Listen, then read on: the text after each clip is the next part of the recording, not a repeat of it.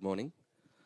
So first of all ఒక 1 year back అనుకుంటా, 1.5 year back ETV win అనే ఒక యాప్ పెట్టినప్పుడు నేను ఒకసారి ఊరికి వెళ్ళి చూసి అసలు ఈటీవీ విన్ యాప్ ఎలా ఉంటుందని చూస్తే చిన్నప్పటి నుంచి నేను చూసిన సినిమాలు అసలు పెద్ద సినిమాల లిస్ట్ ఉంది.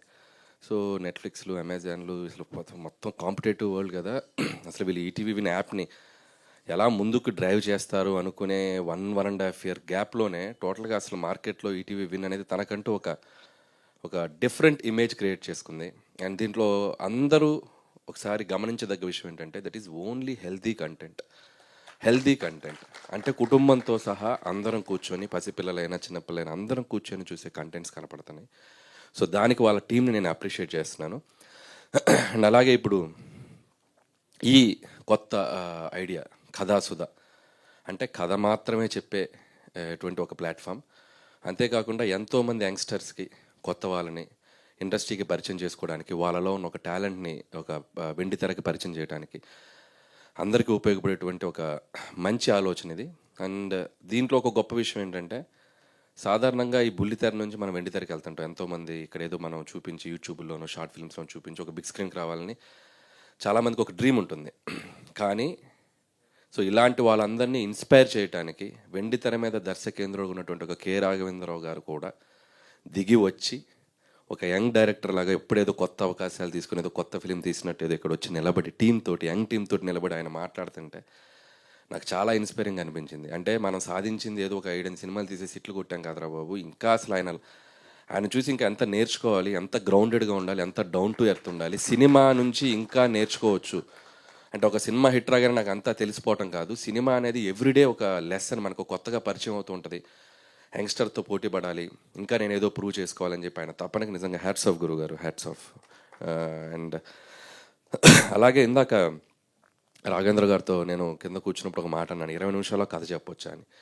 మన మచ్చరావు గారు అన్నట్టు నిజంగా కథ 20 నిమిషాలే ఉంటుంది.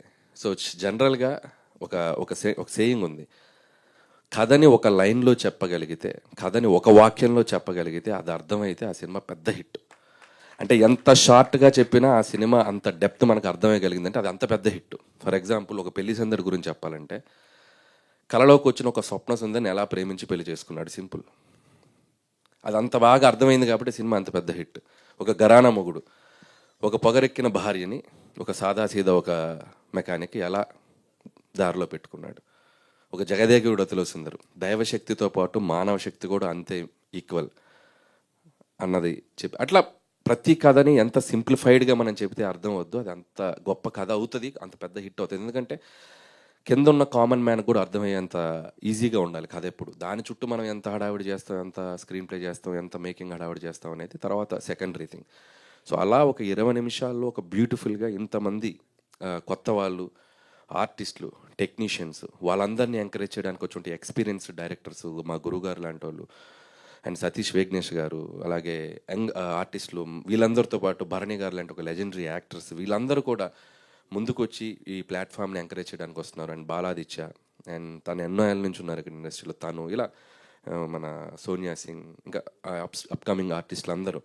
సో అందరికీ నా పేరున నేను విషెస్ చెప్తున్నాను. సో డెఫినెట్గా మీ డ్రీమ్స్ అన్నీ నిజమవ్వాలి. అండ్ ఈ ప్లాట్ఫామ్ నుంచి మళ్ళీ మీరు ఇంకో 10 మంది డైరెక్టర్ ఇన్స్పైర్ అయ్యే స్థాయికి ఎదగాలి, మీరు వెండి తెరకు రావాలి, మీరు మంచి సినిమాలు తీయాలని నేను అందరికీ నా విషెస్ చెప్తున్నాను. అండ్ వన్స్ అగైన్ ఈరోజు ఈ ప్రోగ్రామ్ నన్ను పిలిచినందుకు గురువు గారికి thank you so much. And రేపు మళ్ళీ మార్నింగ్ కలుస్తున్నాం మనం. Thank you. ఎస్, మళ్ళీ మార్నింగ్ మీరు అందరినీ కలుస్తున్నారు చిరంజీవి గారు, అండ్ మీ కాంబినేషన్లో రాబోతున్న